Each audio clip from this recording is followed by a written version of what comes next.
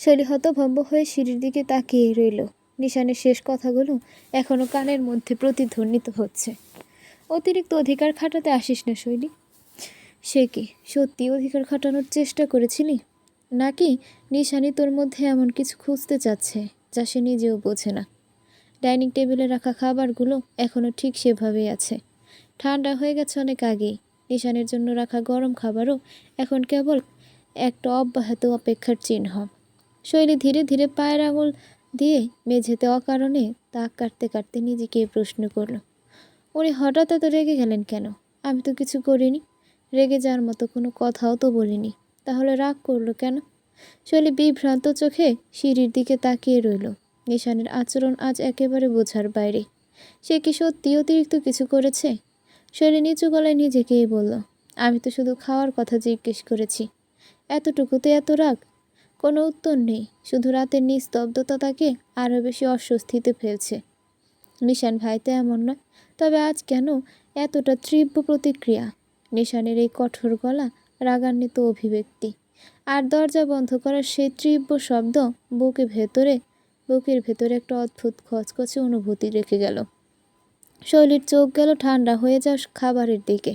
নিশান কি সত্যি না খেয়ে ঘুমিয়ে পড়বে, নাকি অভিমানে নিজের ক্ষুধাকে উপেক্ষা করবে? কিছুক্ষণ এক জায়গায় দাঁড়িয়ে থেকে অবশেষে শৈলীর দীর্ঘশ্বাস ছেড়ে খাবারের দিকে তাকালো। খাবারটি কি নিয়ে যাব, কিন্তু যদি উনি না খায়?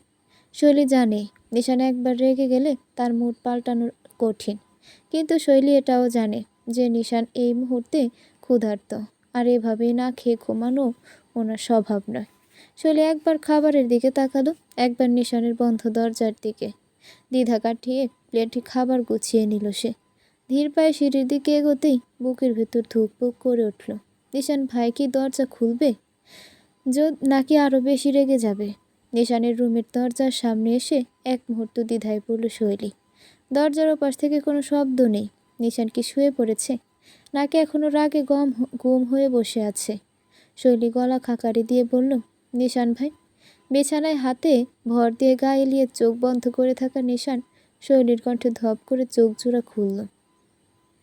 ভ্রু কুচকে তাকালো বদ্ধ দরজার দিকে। মেয়েটাকে এখন থাপ্পড় খেতে এসেছে? শৈলীটাকে নিশান চুপ করে শুধু তাকিয়েই রইল। শৈলী দ্বিধায় পড়ে দ্বিতীয় দফায় ডাকলো, নিশান ভাই, দরজা একটু খুলুন, খেয়ে নিন, নইলে সকালে বড় মার কাছে খুব বকা খাবো। কোনো উত্তর এলো না। তবে শৈলীর কথা শুনে বেশ হাসি পেল নিশানের। সেও যদি আজ বাড়ির অন্যান্য সদস্যের মতো শৈলীকে অবহেলা করত, তাহলে হয়তো আজ শৈলীকে নিজের মায়ের কাছ থেকে বকা খাওয়াতো। মেয়েটা খাদিজা তালুকদারকে বেশ ভয় পায়। শৈলী এবার আরও একবার ডাকলো, নিশান ভাই।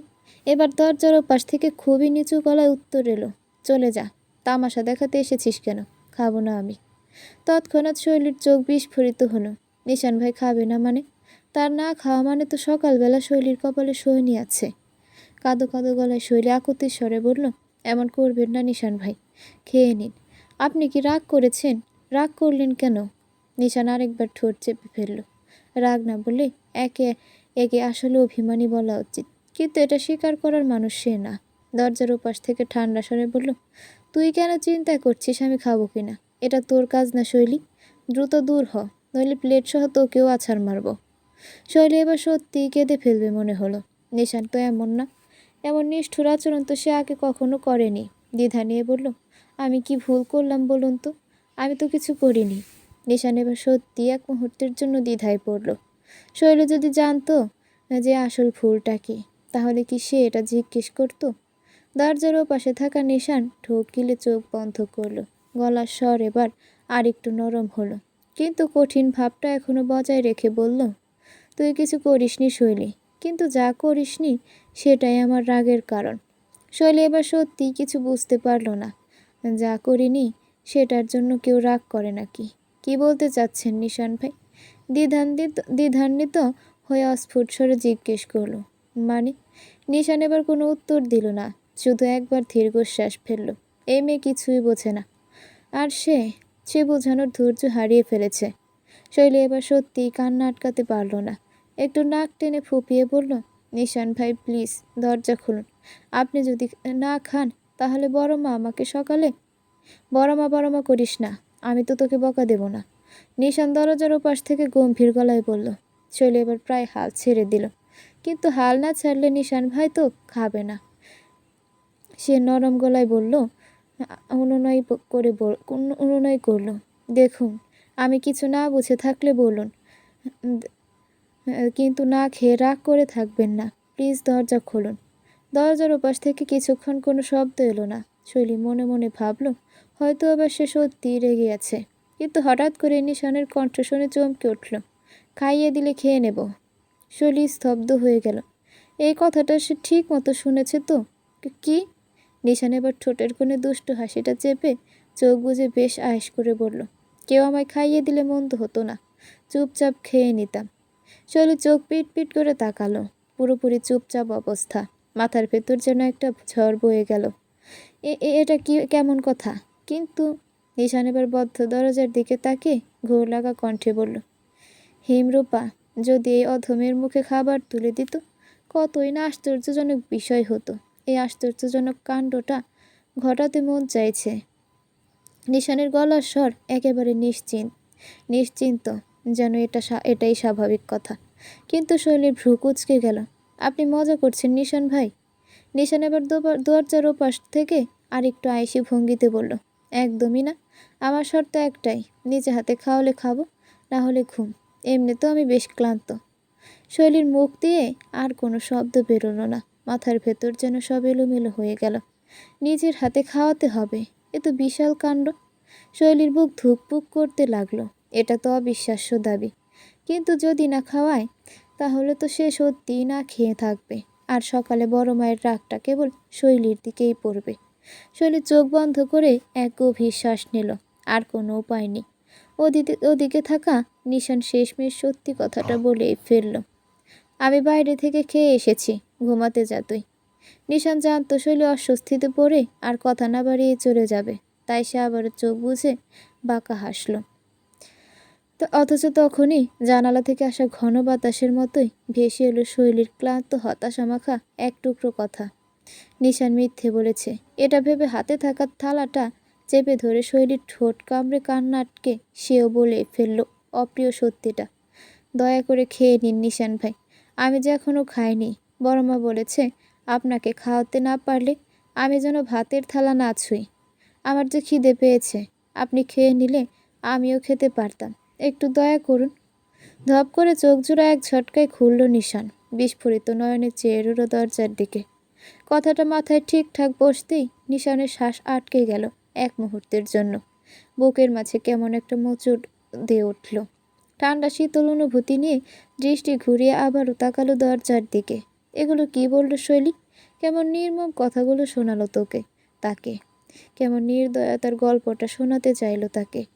পুরো শরীর কেমন থমকে গেল নিশানের, ঠিক যেন কোনো অদৃশ্য ঘা এসে লাগলো বুকে।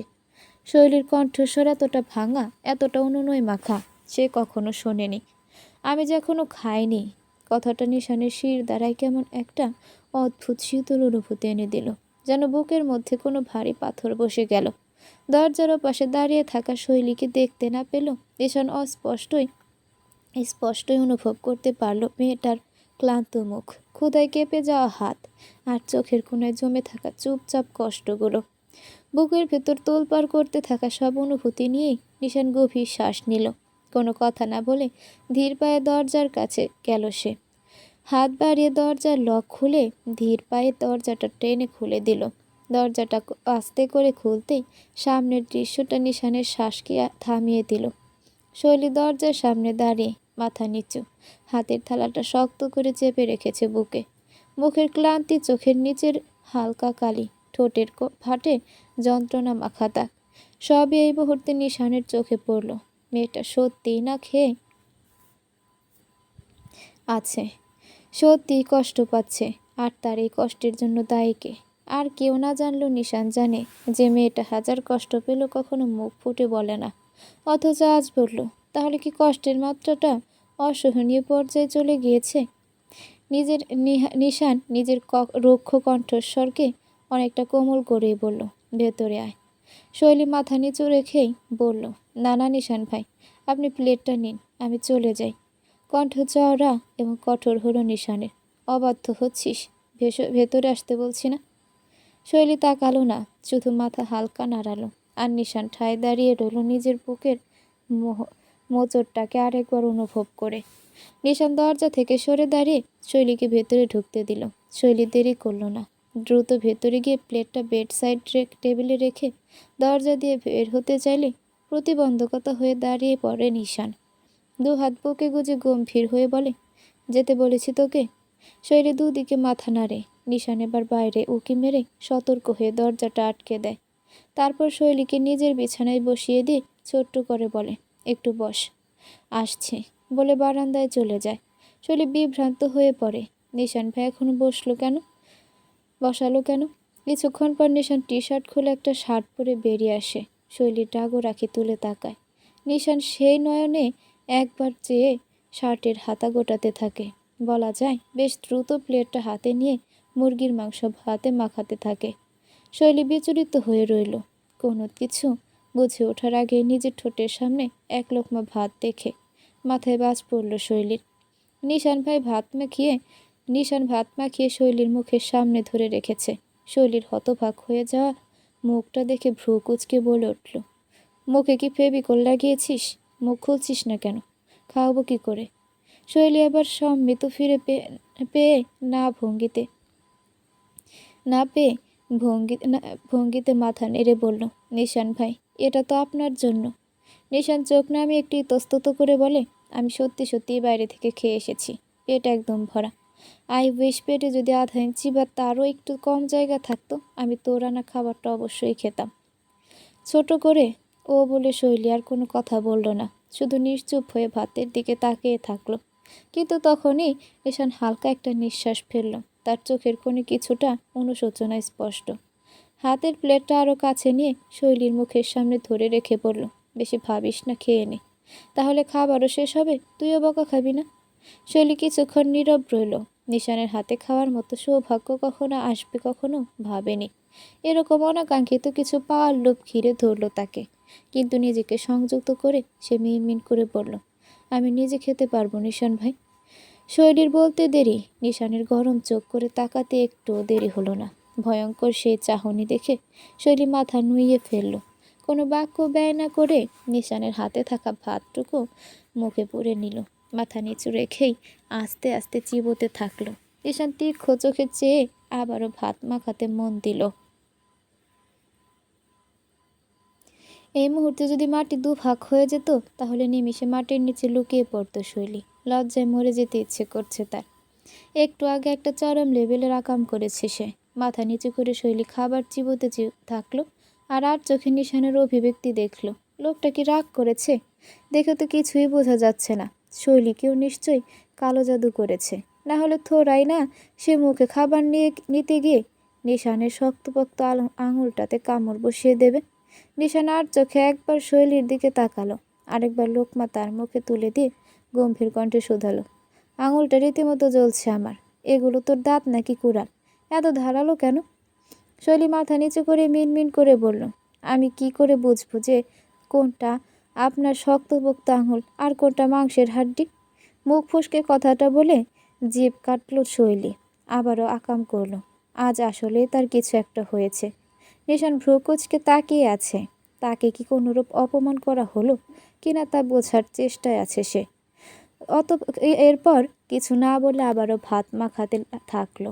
একটু পর খাবার শেষ পর্যায়ে গেলে নিশান বলল, পানি খেয়ে নে। শৈলীর লজ্জায় মাথা আরও নিচু করলো। আজ যেন তার জন্য একের পর এক দুর্ঘটনা ঘটে চলেছে। নিশান ভাই নিজে খাইয়ে দিচ্ছে, তাতে সে ঠিক মতো নিঃশ্বাস নিতে পারছে না। তার উপর আবার সিংহের হাতে দাঁত বসিয়ে দিয়েছে। শৈলী মনে মনে আওড়ায়, এভাবে চললে তো নিশান ভাই নিজেই নিশ্চিতভাবে আমাকে একদিন বাড়ি থেকে বের করে দেবেন। ওদিকে নিশান আর কিছু বলল না, শুধু শৈলীর হাতে গ্লাসটা এগিয়ে দিল। শৈলী ধীরে ধীরে পানি খেলো আর চোখে নিশানের মুখটা লক্ষ্য করলো। লোকটার মুখ এতটা গম্ভীর কেন? সে কি এখনো রেগে আছে, নাকি তার হাতের ব্যথাটা সত্যি অনেক বেশি? পানি খেয়ে গ্লাসটা টেবিলে রাখতেই নিশান নিজ শব্দে উঠে দাঁড়ালো। শৈলী মনে মনে একটু আতঙ্কিত হয়ে গেল। নিশান কি কিছু বলবে, ধমক দেবে? কিন্তু না, নিশান শুধু এক পাশে সরে গিয়ে হালকা গলায় বলল, চল চল, তোকে ঘরে দিয়ে আসি, রাত অনেক হয়েছে। শৈলী নিশানের দিকে তাকিয়ে বিস্মিত হলো। এই লোকটা আসলে কেমন? একটু আগে তার আঙুলে দাঁত বসিয়ে দিয়েছে, অথচ এখন সে নির্বিকার ভঙ্গিতে শৈলীকে তার ঘর পর্যন্ত পৌঁছে দেওয়ার কথা বলছে। শৈলী মনে মনে স্বস্তির নিঃশ্বাস ফেলল। নিশান হয়তো রাগ করেনি, অথবা করলেও কিছু বলবে না, এতটুকুই যথেষ্ট। সে ধীর পায়ে দরজার দিকে এগোতেই নিশান দরজা খুলে এক পাশে দাঁড়ালো, যেন শৈলীর আগেই বেরিয়ে যাওয়া উচিত। শৈলী বাইরে পা রাখতেই নিশান পেছন থেকে হালকা স্বরে বলল, ভাবিস না যে বেঁচে গেছিস। আঙুলে দাঁতের ছাপ বসিয়ে যে কাজটা করলি, সময় আসলে ঠিকই বদলা নেব, আপাতত তোলা রইল। শৈলী আতঙ্কে এক লাফে সামনে গিয়ে দাঁড়ালো, আর নিশান এক পাশে ঠোঁটের কোণে দুষ্টু হাসি লুকিয়ে দরজাটা ধীরে ধীরে বন্ধ করলো। আকাশ আজ বেশ ফুরফুরে মন নিয়ে অফিসে এসেছে। মন মেজাজ একদম চাঙ্গা। হবেই বা না কেন, গত রাতে সে এক জবরদস্ত খবর পেয়েছে। ধানমন্ডির ফ্যাক্টরিতে কেস পুরোপুরি সলভ। এখন কোনো মতে শুধু গুলশানের পুরনো ফ্যাক্টরির কেসটা সলভ করলেই হয়, তাহলে খেল খতম। শীষ বাজাতে বাজাতে আকাশ লিফটে ঢুকে পড়ল। লিফটের আয়নায় নিজের প্রতিচ্ছবি এক ঝলক দেখে নিল সে। পরিপাটি শার্ট, গাঢ় রঙের ব্লেজার, চোখে আত্মবিশ্বাসের ঝিলিক, সব মিলিয়ে বেশ দারুণ লাগছে নিজেকে। মনটা এমনিতেই ফুরফুরে, তার উপর কাজের এত বড় একটা অংশ শেষ হয়ে যাওয়ায় আত্মবিশ্বাস দ্বিগুণ হয়ে গেছে। লিফট 2 তলায় থামতেই দরজা খুলে গেল, আর সঙ্গে সঙ্গে ভেতরে ঢুকে এলো এক যুবতী। আধুনিক পোশাক, উজ্জ্বল লিপস্টিক, চোখে সূক্ষ্ম কাজল টানা দৃষ্টি। মেয়েটার চলাফেরা ভঙ্গিমায় এক ধরনের অলিখিত দাপট একদমই স্পষ্ট। সে আকাশের দিকে এক ঝলক তাকিয়ে যেন মৃদু হাসল, তারপর আয়নায় নিজের চুল ঠিক করতে লাগলো। আকাশ একটু তাকিয়ে আবার নিজের ফোনে মনোযোগ দিল। কিন্তু মেয়েটা তো সহজে ছাড়ার পাত্র নয়। আপনাকে আগে দেখেছি মনে হয়। মেয়েটার গলার এইরকম ইচ্ছাকৃত মাধুর্য ঝরল। আকাশ ঠান্ডা স্বরে বলল, সম্ভবত ভুল করেছেন। মেয়েটা এবার এক ধাপ এগিয়ে আয়নায় চোকাচোকি করলো আকাশের সঙ্গে। তাহলে কি মনে করিয়ে দেব? আকাশ বিরক্তি গোপন রেখে বলল, না, দরকার নেই। মেয়েটা আবার একটু হেসে বলল, আপনার মতো সুদর্শন লোকদের এড়িয়ে যাওয়া যায় না, বুঝলেন মিস্টার? আকাশ চোখ সরিয়ে নিয়ে চুপ করে রইল, কিন্তু মেয়েটি থামল না। সে এবার আলতো করে আকাশের হাতের কাছে এসে দাঁড়ালো, একদম ঘনিষ্ঠভাবে। একটা কথা বলবেন? মেয়েটার কণ্ঠ যেন একটু নরম হয়ে গেল। আকাশ এবার সত্যি বিরক্ত হলো। সে সোজা তাকিয়ে বলল, বলুন, তবে একটু দূরে সরুন আগে। মেয়েটা বেশ বিরক্ত হয়ে চোখ নামিয়ে বলল, আপনার গার্লফ্রেন্ড কি খুব পসেসিভ? আকাশ ভ্রু কুঁচকাল। মেয়েটা এবার ঠোঁট কামড়ে একটু হাসলো, তারপর বলল, থাকলে তো মুশকিল, তবে না থাকলে একটা কফির ইনভাইটেশন দিতে পারতাম আপনাকে। লিফট তখনই টিং করে 7 তলায় থেমে গেল। আকাশ এক মুহূর্ত অপেক্ষা করলো, তারপর ঠান্ডা গলায় বলল, যদি থাকতো তবে সে নিশ্চয়ই এমন বাজে সময় নষ্ট করতো না। মেয়েটা তার কথার উল্টো বুঝে মুচকি হাসল। আকাশ এবার বেরোতে নিলে মেয়েটা পিছু ডেকে বলে উঠল, আপনার নাম্বারটা? আকাশ তৎক্ষণাৎ ভ্রু কুঁচকে তাকাতেই মেয়েটা আবারও বলল, অ্যাড্রেসও দিতে পারেন। আকাশ এবার মুখ বাঁকিয়ে ঠোঁট চেপে হেসে বলল, নিশ্চয়, কেন নয়, নম্বর আর অ্যাড্রেসটা লিখে নিন।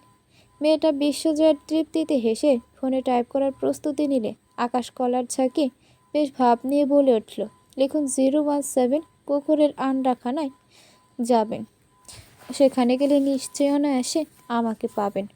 মেয়েটা মুহূর্তেই হতভম্ব হয়ে গেল। ফোনের স্ক্রিনের দিকে তাকিয়ে যেন বোঝার চেষ্টা করলো সে আসলে যা শুনেছে তা সত্যিই শুনেছে কিনা। আকাশের ঠোঁটে এক পাশে বাঁকা হাসি ফুটে উঠল। এবার আর মেয়েকে একটু সময় না দিয়ে পকেট থেকে ফোন বের করে চোখ নামিয়ে বলল, গুগল ম্যাপে জায়গাটা পেয়ে গেলে জানাবেন, আমি অপেক্ষায় থাকবো। এই বলে একদম নির্বিকার ভঙ্গিতে লিফট থেকে বেরিয়ে গেল আকাশ। পেছন থেকে মেয়েটার মুখে একটা বিশ্রী রকমের বিব্রত ভাব ফুটে উঠল। এই লোকটা সিরিয়াসলি যে এতক্ষণ ধরে যা ভেবে রেখেছিল সে পুরোটা এক মুহূর্তে ঘুরিয়ে দিল।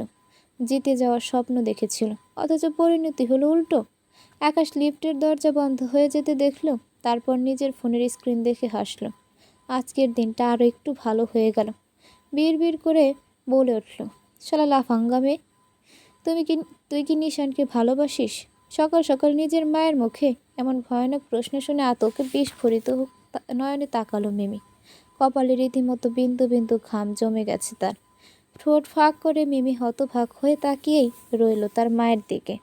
রশিদা তালুকদার এখনো বেশ স্বাভাবিক, কিন্তু গম্ভীর অভিব্যক্তি নিয়ে অপেক্ষা করছে নিজের প্রশ্নের কাঙ্ক্ষিত উত্তরের জন্য।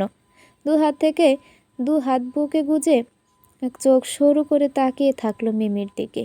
হ্যাঁ, মিমি নিশানকে ভালোবাসে, এটা নতুন কিছু নয়। সে অনেক দিন আগে থেকেই সে এই পুরুষের মত্ত হয়ে গেছে, কিন্তু তাই বলে এভাবে সরাসরি স্বীকার কখনোই করেনি মিমি। আজ পর্যন্ত কাউকে এ বিষয়ে কোনো কথা বলেনি। সে যে নিশানকে পছন্দ করে এটা তার বেস্ট ফ্রেন্ড দিয়া ছাড়া আর কেউ জানে না। রশিদা আবার ঠান্ডা কণ্ঠে জিজ্ঞেস করেন, কিছু জিজ্ঞেস করেছি তোকে মিমি? মিমি এবার ঢোক গিলে চোখ নামিয়ে ফেলে, ঠোঁট চেপে মিন মিন করে বলে, এসব কি বলছো মা? আমি মানে কেন আমি? রশিদা এবার তার শাড়ির আঁচলের ভেতর থেকে একটা রঙিন কাগজ বের করলেন, যেটাতে স্পষ্ট লেখা আছে, নিশান ভাই, আই মিস ইউ। কবে আপনি আমার মনের কথা বুঝবেন? ভয়ে আতকে প্রায় জ্ঞান হারানোর উপক্রম হলো মিমির। কিছুদিন আগে কলেজে ক্যান্টিনে বসে সে এই কাজ করেছে এবং রসায়ন তৃতীয় পত্র বইয়ের নিচে ভাঁজ করে রেখে দিয়েছে। কিন্তু মিমি ঘুণাক্ষরেও টের পায়নি যে কাগজটা রাশিদার হাতে চলে যাবে। হাতের তালু রীতিমতো ঘেমে গেছে মিমির। দিক বিদিক হারিয়ে দিশা পাচ্ছে না সে। কি করবে কিছুই মাথায় আসছে না। মিমির ভয়ার্থ অবস্থা দেখে রশিদা এবার কাগজটা সাইডে রেখে নরম কণ্ঠে বললেন, সত্যি কথা বল মিমি, যেটা জিজ্ঞেস করছি সরাসরি উত্তর দে। তোর ভালোর জন্যই বলছি, তোর উত্তরের ভিত্তিতেই আমাকে এগোতে হবে। মিমি আবার অবাক হয়ে তাকালো। মানে? রশিদা খানিক হেসে বললেন, পরে বুঝবি, এখন সত্যি করে বল মা, নিশানকে পছন্দ করিস? ভালোবাসিস ওকে? মিমি এবার ঠোঁট ভিজিয়ে মাথা নামালো, চোখ খিজে বন্ধ করে সন্তর্পণে উপন্যাস মাথা নাড়িয়ে নীরবে বুঝিয়ে দিল, হ্যাঁ, সে ভালোবাসে। রশিদা কোনো প্রতিক্রিয়া দিলেন না, শুধু নীরব থেকে খুব সূক্ষ্মভাবে পর্যবেক্ষণ করতে থাকলেন তার মেয়েকে। যমজ দু বোনের মধ্যে মিমি একটু বেশি চঞ্চল। রিমির থেকে মিমি সবসময় বেশি প্রফুল্ল মনের ছিল ছোট থেকেই। তাদের দুজনের কোনো আবদার অপূর্ণ রাখেনি রাশিদা তালুকদার। এমনকি তাদের বাবা বেঁচে থাকার সময়ও তারা কখনো অভাবের মধ্যে ছিল না। কিন্তু সেই দুর্ঘটনার পর স্বামীকে হারিয়ে এই দুই মেয়েকে নিয়ে তাদের ভবিষ্যৎ নিয়ে চিন্তায় রশিদা ভেঙে পড়েছিলেন। পরবর্তীতে তিনি প্রতিজ্ঞা করেছিলেন মেয়েদের তাদের বাবার অভাবটা বুঝতে দেবেন না, জীবনে সবসময় তাদের সমস্ত আবদার পূরণ করবেন। মিমি এতক্ষণ নিঃশ্বাস আটকে রেখেছিল, এবার একটু দম নিল, কিন্তু বুকের ধুকপুকানি কমছে না একটু। রশিদা তালুকদারের মুখোভাব এখনও কঠোর নয়, আবার একদম নরমও নয়, যেন তিনি আরও কিছু ভাবছেন, আরও কিছু যাচাই করছেন। কেন জানি মিমির মনে হলো মা হয়তো কিছু একটা ঠিক করে ফেলেছেন। কিন্তু কি? তার কি রাগ হয়েছে? তিনি কি নিশান ভাইয়ের ব্যাপারে জানতেন, নাকি আজই প্রথম জানতে পারলেন? মিমির মনে হাজারটা প্রশ্ন ঘুরপাক খেতে লাগলো, কিন্তু সে মুখ ফুটে কিছু জিজ্ঞেস করতে পারল না। শুধুই এক দৃষ্টিতে তাকিয়ে রইল তার মায়ের দিকে। রশিদা এবার ধীর স্থির কণ্ঠে বলল, কতদিন ধরে? মিমি দম আটকে আসলো। কি বলবে? সত্যি বলবে নাকি এড়িয়ে যাবে? মাকে মিথ্যে বলার অভ্যাস নেই তার, তাই সে দ্বিধাগ্রস্ত কণ্ঠে ফিস ফিস করে বলল, 2 বছর। রশিদা এবার দীর্ঘশ্বাস ফেললেন। তার চোখে এক অদ্ভুত অনুভূতি খেলে গেল, যেন হতাশা, বিস্ময় আর কিছুটা দুঃখ মিশে আছে তাতে। কিন্তু তিনি কোনো কিছু বললেন না। মেয়েটা তাহলে স্কুলের গণ্ডি পার করার আগে থেকেই নিশানকে পছন্দ করত। এটাকে কি তিনি আবেগ ধরবেন নাকি ভালোবাসা? পরিবেশ নিস্তব্ধ হয়ে গেল। ঘরের দেয়ালও যেন কানে পেতে রেখেছে এই মুহূর্তে কি হতে যাচ্ছে তা জানার জন্য। অবশেষে অনেকক্ষণ চুপ থেকে রশিদা তালুকদার অদ্ভুত এক প্রশান্ত কণ্ঠ বললেন, ভালো, তাহলে এবার নিশানের এক এক কথাটা শোনা যাক। ও কি চায় সেটাও জানা দরকার, তাই না? মিমি আতকে উঠে তাকালো নিশান ভাইয়ের কাছে। এটা জানাবে? কেন? কি হতে চলেছে এখন? মিমি তড়ি ঘড়ি করে রশিদার বাহু ধরল। মা, নিশান ভাই কিছু জানে না, তুমি প্লিজ কিছু বলো না ওনাকে, আমার কথাটা আগে। রশিদা তালুকদার মিমির হাতের স্পর্শ অনুভব করেও স্থির রইলেন। মেয়েটার কণ্ঠে আতঙ্ক, চোখে অসহায় আবেদন, কিন্তু তিনি ভ্রু পর্যন্ত নড়ালেন না। তোর কথা আগে কি, ঠান্ডা স্বরে জিজ্ঞেস করলেন তিনি। মিমি গলায় আসা কথা গিলে ফেলল। কি বলবে, কিভাবে বোঝাবে? নিশান ভাই যদি জানতে পারেন তাহলে কি ভাববেন? তিনি কি অবাক হবেন, না বিরক্ত? রাগ হবেন, রাগ করবেন, নাকি? মিমির বুক ধক করে উঠল। সে কাঁপা কণ্ঠে বলল, নিশান ভাই আমাকে ছোটবেলা থেকে ছোট বোনের মতো দেখে মা। তিনি আমাকে কখনোই সেভাবে দেখেননি। তুমি যদি কিছু বলো তাহলে সব শেষ হয়ে যাবে। আমি চাই না উনি আমাকে নিয়ে অন্যভাবে ভাবুক। আমি চাই না আমাদের সম্পর্ক অস্বস্তিকর হয়ে যাক।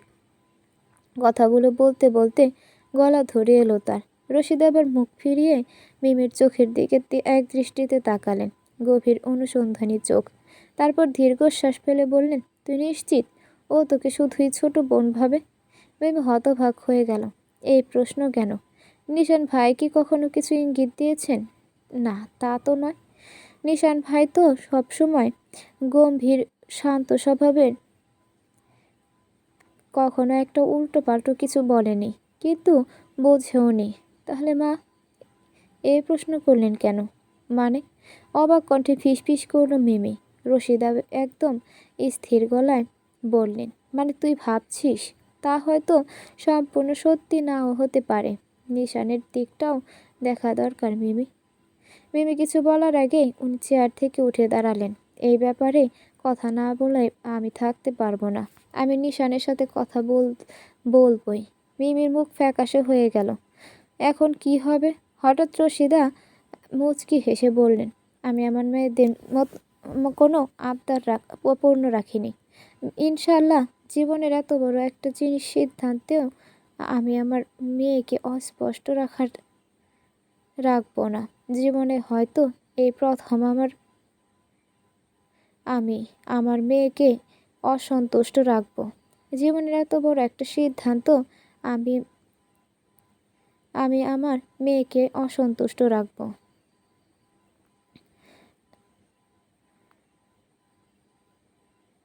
জীবনে হয়তো মিমি একজন সঠিক ব্যক্তি পছন্দ করেছে। দেখা যাক কি হয়। মিমি বিস্মিত হয়ে তাকিয়ে রইল মায়ের দিকে। ঠিক শুনেছ তো? মা রাজি? মা চেনে না? মা চান তিনি নিশান ভাইকে পাবে এই মুহূর্তের মধ্যে। মিমির বুকের ওপর জমে থাকা অশ্রুটা দেখে ভয়ের শঙ্কা হওয়ায় মিলিয়ে গেল।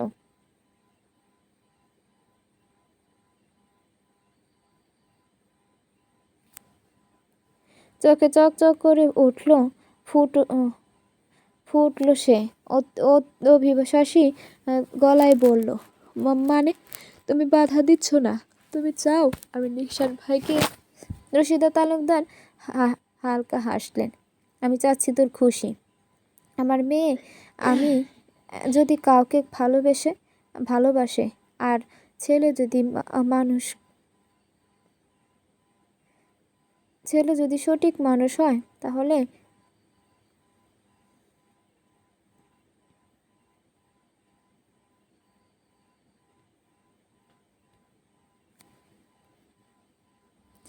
মিমির মুখে উজ্জ্বল হাসি ফুটে গেল, গালে লাল আভা ছড়িয়ে পড়ল।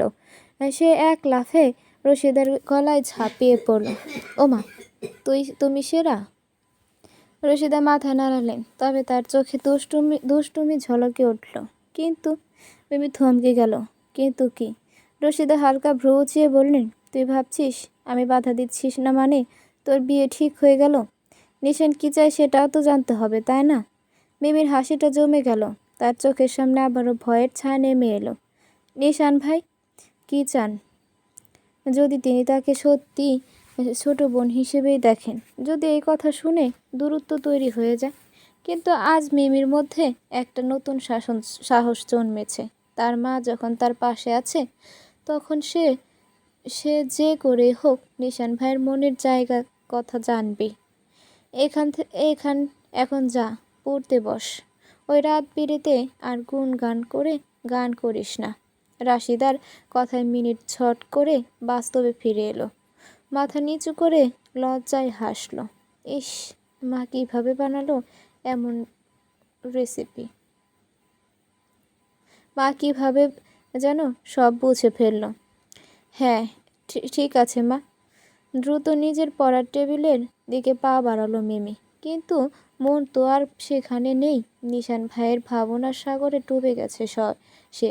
নিশান ভাই কি জানেন কেউ তাকে এভাবে ভালোবাসে? যদি জানতেন তাহলে কি আর এতদিন এড়িয়ে যেতেন, নাকি তিন সত্যিই তাকে ছোটানোর মতোই দেখেন? টেবিল থেকে বই নিয়ে পড়ছে মিমি। মিমি বিছানায় বসে বই খুলল ঠিকই, কিন্তু এক লাইনও পড়া যাচ্ছে না। চোখ আটকে আসছে ফোনের স্ক্রিনে। একবার কি মেসেজ দেবে ঈশান ভাইকে? কিন্তু কি বলবে? এদিকে বাইরে বসে রশিদা তালুকদার হাসলেন। মেয়ের চাঞ্চলতা তিনি ভালোই বোঝেন। নিশান কিভাবে নেবে ব্যাপারটা সেটা তিনিও ভাবেন না। কিন্তু একটা কথা নিশ্চিত, তার মেয়ে জীবনের প্রথমবার নিজের কলম অনুভূতির জন্য লড়াই করছে। আর তাতে তিনি সবসময় পাশে থাকবেন। রশিদা তালুকদার ঘর থেকে বেরিয়ে ধীর পায়ে বারান্দার দিকে গেলেন। মাথায় এখন নতুন চিন্তার ভার ঢেউ আছড়ে পড়ছে। নিশানের ব্যাপারে মিমির অনুভূতি জানার পর শান্তি এসেছিল মনে।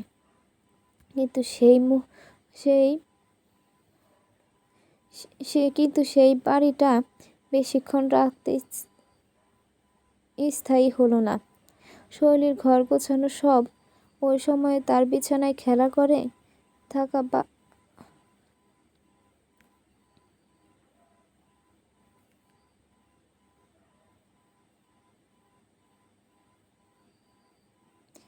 শৈলীর ব্যক্তিগত জিনিসে কত হাত দেননি তিনি। কিন্তু সেদিন কেন জানি কৌতূহল হলো।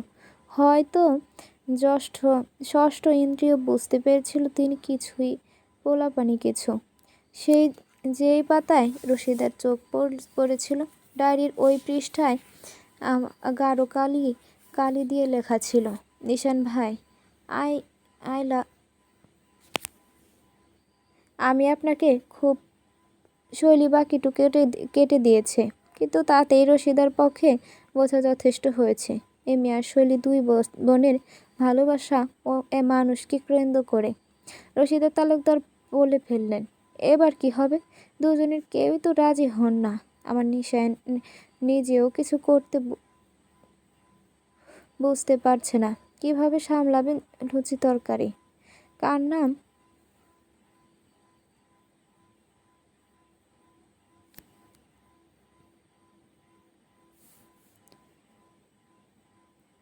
কিভাবে সামলাবেন তিনি এই জটিলতা? কার মন ভাগবে, কার ইচ্ছা পূরণ করবে?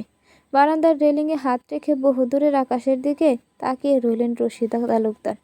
সব কিছুর সমাধান হয়তো সময়ই দেবে, কিন্তু এই সময়টা ভেতর থেকে চিনি আসে।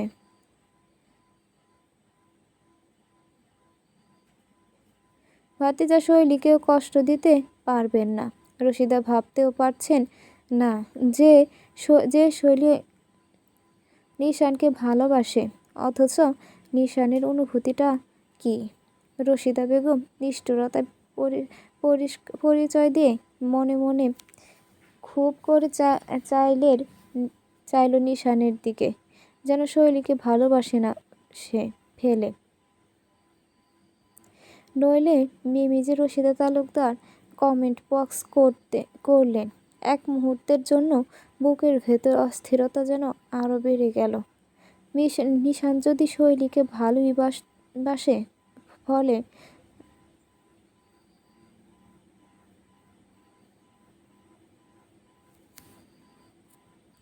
রশিদা তালুকদার চোখ বন্ধ করলেন এক মুহূর্তের জন্য। বুকের ভেতর অস্থিরতা যেন আরও বেড়ে গেল। নিশান যদি শৈলীকে ভালোবেসে ফেলে, তাহলে মিমির কি হবে? সেই কবে থেকে মেয়েটা নিশানকে পছন্দ করে, আর আজ যখন সে তার মনের কথা জানাতে চায়, তখনই এই জটিলতা। তিনি মনে মনে নিজেকে প্রশ্ন করলেন, এটা কি সত্যি কাকতালীয় নাকি নিয়তির নিষ্ঠুর খেলা? নিশান ভাই কি করতে চাচ্ছে? তুমি মিমি আপুর স্বপ্ন যদি মিমি আপুর স্বপ্ন ভেঙে দেয়? এতটা দীর্ঘশ্বাস পেরিয়ে এলো রশিদার বুক থেকে। তিনি জানেন এক সময় মাথা মাথা কসম কসম সিদ্ধান্ত তাকে সিদ্ধান্ত মেনে নিতে হবে, কিন্তু কোনো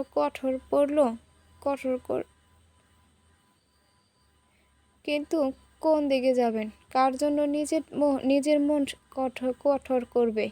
তালুকদারের বিভিন্ন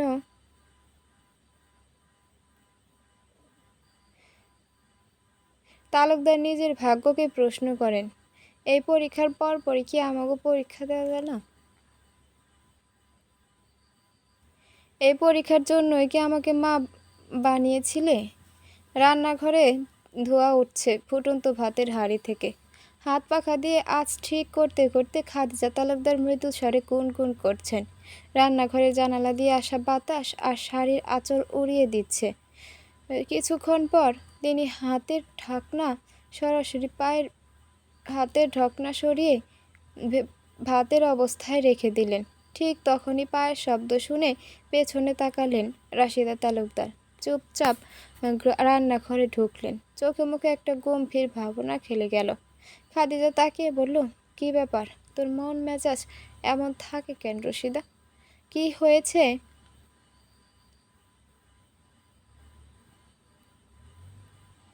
রশিদা তার কোনো উত্তর দিলেন না, শুধু একটা চেয়ার টেনে বসে পড়লেন। মাথার মধ্যে হাজারো প্রশ্ন ঘুরপাক খাচ্ছে। তিনি খাদিজাকে বলবেন শৈলীর ডায়েরির কথা নাকি না, এখনই এসব বলা ঠিক হবে না। খাদিজা এবার হাতের খুন্তিটা পাশে রেখে ধীর কণ্ঠে বললেন, আমাকে কিছু বলবে নাকি? রশিদা গভীর নিঃশ্বাস ফেললেন। তার সামনে এক কঠিন পরিস্থিতি দাঁড়িয়ে আছে, যেখান থেকে বের হওয়া সহজ হবে না। এখন যদি সে নিষ্ঠুরতার পরিচয় দিয়ে শৈলীর বিষয়টা বলে দেয়, তাহলে খাদিজা শৈলীকে খুন করে দেবে, এই নিয়ে কোনো সন্দেহ নেই। আবার এখন যদি মিমির বিষয়টা বলতে চাই, তাহলে একটা ঝামেলা হবে। বিয়ের বিষয়ে কোনো কথা বলার জন্য রশিদা সিদ্ধান্ত নিলেন প্রথমে নিজের ভাইয়ের সাথে কথা বলবেন।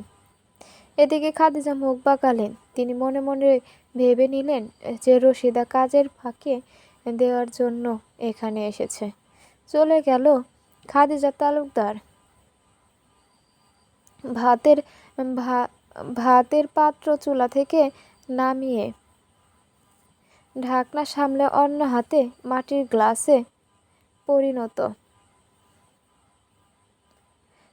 গ্লাসে পানি পর ভারতের পাত্র এরকম রেখে।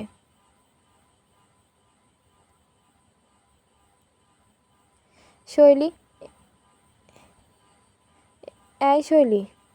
নবাবজাদি কোথায় আছিস? নিচে আয়।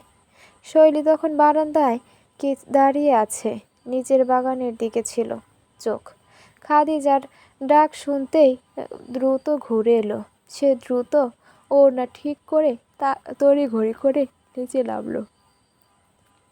কি বড় মা, বলো। খাদিজা শৈলীর দিকে তাকিয়ে বললেন, শোন, একটু আগে নিশান আমাকে কল করেছিল, দুপুরে বাড়িতে আসবে না। ও নাকি আজকে অফিসে লাঞ্চ করবে। আমার ছেলেটা তো আবার বাইরের জিনিস খুব একটা পছন্দ করতে পারে না। আমি টিফিন রেডি করে দিচ্ছি, তুই নিশানের অফিসে গিয়ে খাবারটা দিয়ে আয়। চোখ বড় করে তাকালো শৈলী। আমতা আমতা করে বলল, আমি? খাদিজা রেগে গেলেন। এমনিতেই মেয়েটার ঢং সহ্য হয় না তার। সারাদিন পায়ের উপর পা তুলে খায় আর ঘুমায়। তিনি খেপে গিয়ে বললেন, তুই না তো কে? আমি যাব? মিমি যাবে নাকি রিমি যাবে? ওদের পড়াশোনা নেই, আর তুই শুধু সারাদিন খাবি আর ঘুমাবি। তো তুই তো বাড়িতে বসেই আছিস। এইটুকু যেতেই তোর হাত ব্যথা হয়ে যাবে। নিশানের অফিস এখন থেকে এক টুকরো রিক্সাতে যাবি আর খবরটা দিয়ে চলে আসবি।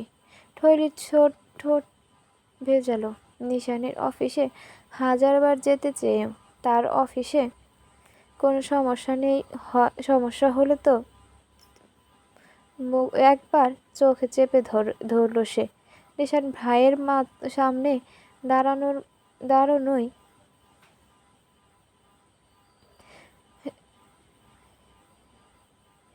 সামনে দাঁড়ানো একবার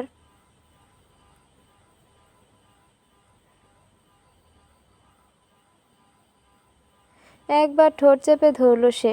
নিশান ভাই সামনের এভাবে ছাড়াই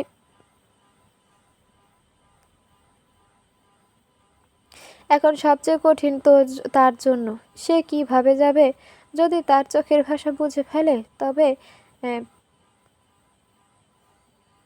চোখের ভাষা সব বুঝে ফেলে তবে এখন সবচেয়ে কঠিন কি যে কিভাবে যাবে।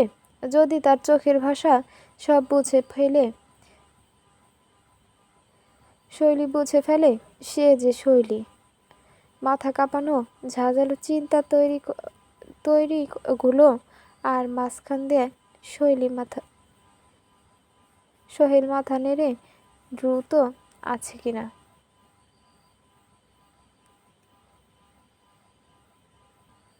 মৃদু স্বরে বলল।